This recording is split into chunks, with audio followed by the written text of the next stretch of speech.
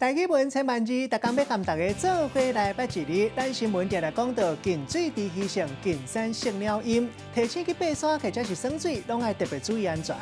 今日要甲大家小解这一字，就是音，伊音读第一条，音就是声响，咱讲声音音乐。若分开来讲，批信的消息，咱讲音信。字若是根据反切来发出的韵调，咱讲是和音；若声韵，咱讲是音韵。带大家做伙来小解这两个词。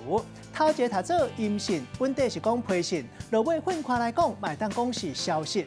第二个词就是较现代词，读做噪音，代表是噪人耳的声响。咱用一句话来举例，甲这两个词夹做伙。